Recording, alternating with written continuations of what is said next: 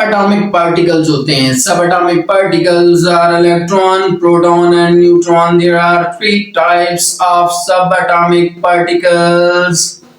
भाई ये भी हमारे पास एक तरीका है कि इलेक्ट्रॉन क्या करता है, इसके बाहर रिवॉल्व करता है, ऐसे ऐसे घूमता है। ये नहीं कि ऐसे ऐसे एक ही चक्कर में घूम रहा है, नहीं। हेलो स्टूडेंट, आज मैं एक टॉपिक करने लगा हूं और मेरे हाथ में ये 2 ईंटें हैं।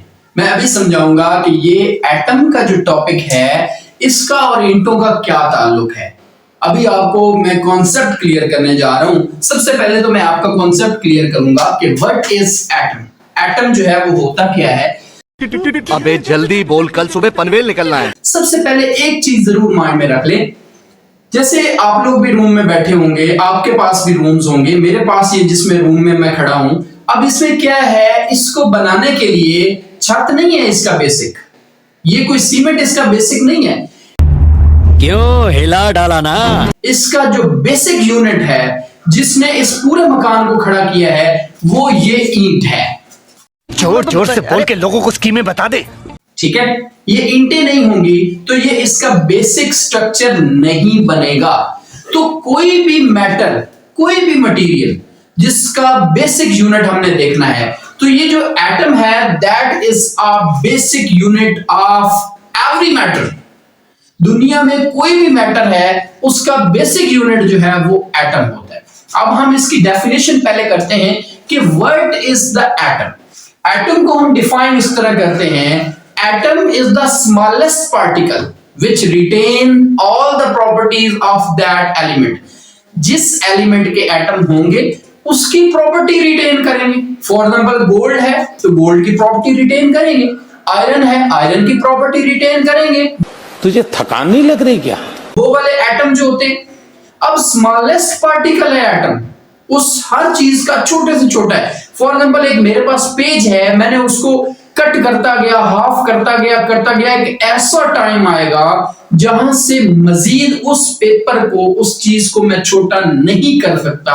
तो that basic thing is called atom. उसको मैं कहूंगा कि ये मेरा एटम है, उस चीज का एटम है। वो पेज का भी हो सकता है, वो गोल्ड का भी हो सकता है, आयरन का भी हो सकता है। तो पहले तो दिमाग में ये बिठा लें कि सबसे जो छोटी चीज है वो एटम है। एटम से मिलकर हमारी बॉडी भी बनी है।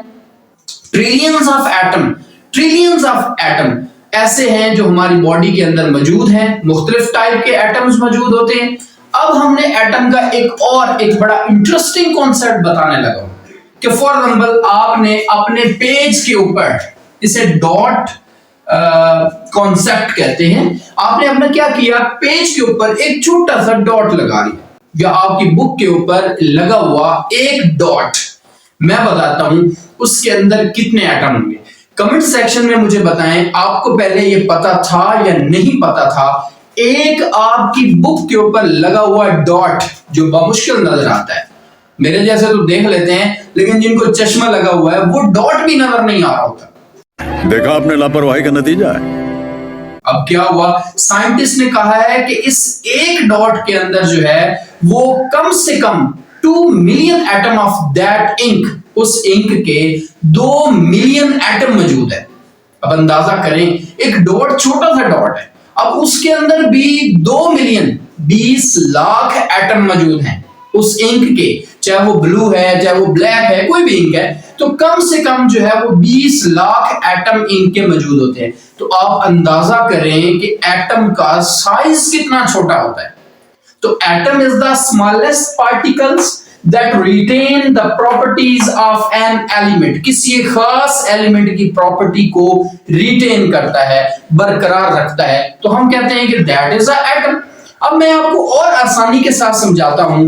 फॉर एग्जांपल कहा जाता है डॉट कॉन्सेप्ट के बाद कि अगर आप 1 सेंटीमीटर की लाइन खींचते हैं, 1 सेंटीमीटर बहुत छोटा होता है, वो हमें नजर तो आ रहा होता है, लेकिन 1 सेंटीमीटर आप क्या करते हैं, लाइन खींचते हैं और उसके ऊपर एटम्स को अरेंज करते हैं। फॉर एग्जांपल ये मैंने एक लाइन खींची हुई है, 1 सेंटीमीटर की है, इसमें तकरीबन 100 मिलियन एटम मौजूद होंगे। 100 मिलियन, 1 मिलियन 10 लाख का होता है। तो अंदाजा करें, इस जो मैंने इंक जाया की है वो 100 मिलियन एटम जाया कर दिए हैं एक डॉट लगाने के अंदर। तो आप खुद जजमेंट कर सकते हैं कि एटम जो है वो इस तरह से छोटा होता है। अच्छा, आप भी कहेंगे कि सर अगर एटम इतना ही छोटा है तो साइंटिस्ट ने कैसे देख लिया? भाई अगर साइंटिस्ट ने देख भी लिया है तो हमारे तो बात गले पड़ गई। बहुत सारे स्टूडेंट कहते हैं कि जी सर साइंटिस्ट ने ये काम किया तो अब हमें करना पड़ रहा है। और भाई मजबूरी है इसकी, हमें काम करना है। अब साइंटिस्ट ने कैसे देखा है? सबसे पहले हमारे पास साइंटिस्ट जो है 400 बीसी, ये हमारे पास डेमोक्रिटस थे जो कि 400 बीसी में इन्होंने एटम का हल्का फुल्का कॉन्सेप्ट दिया। लेकिन सबसे पहले, ये एमसीक्यूज में आता है, ये जरा साथ साथ नोट कर लीजिएगा, 400 बीसी में डेमोक्रिटस ने किया। बाद में सबसे पहला और क्लियर कॉन्सेप्ट जो है वो 1803 के अंदर, ये भी एमसीक्यूज में आता है, याद रखिएगा, 1803 के अंदर सबसे पहले जॉन डाल्टन ने कॉन्सेप्ट दिया। अब आजकल हमसे तो एक किलो के फ्रूट भी मार्केट में बैलेंस करने हो ना लोगों ने, तो उसमें भी प्रॉब्लम क्रिएट कर रहे होते हैं। अब यहां पर क्या है, इतना छोटा एटम मैंने आपको बताया कि डॉट के मुकाबले में है, फिर भी क्या है, उन साइंटिस्ट ने उसका वेट भी किया है। 1 AMU, एक एटॉमिक मास यूनिट में इसको वेट किया है उस एटम का। लेकिन हमारा कॉन्सेप्ट है कि हम उस तरफ जाएंगे। अब इन्होंने सबसे पहले तो कहा था कि एटमोस, जैसे मैंने बताया, कि इनडिवाइजेबल होता है, ये तकसीम नहीं हो सकता, एक ऐसी चीज है जिसे मजीद तकसीम नहीं कर सकते, मजीद डिवाइड नहीं कर सकते। अगर आपने इस चीज को डबल से डिवाइड करके फिर छोटा फिर छोटा फिर छोटा एक ऐसा हिस्सा लेके आएंगे जहां से मजीद उसको डिवाइड नहीं कर पाएंगे, तो आप उसको एटम बोलेंगे। अब एटमोस का मतलब भी इनडिवाइजेबल होता है, ये भी एमसीक्यूज में आता है, साथ साथ ये चीजें लिख लें। उसके बाद जॉन डाल्टन ने 1803 के अंदर ये बताया था, ये भी एमसीक्यूज है, इसको भी जरा लिख लें। इसने कहा था मैटर मेड बाय एटम, कोई मटेरियल है वो एटम से मिलकर बना है, चाहे वो जिंदा है, लिविंग है, नॉन लिविंग है, कोई भी चीज है वो बिल्कुल आपके पास एटम से मिलकर बनी होगी, एटम से जुड़कर बनी होगी। एटम जुड़ेंगे तो वो एक नई चीज बनी होगी। फिर इसने कहा था कि एटम जो होते हैं सेम एलिमेंट के, सेम टाइप के एटम होते हैं, दे आर आइडेंटिकल, ये एक जैसे होते हैं, आइडेंटिकल्स होते हैं।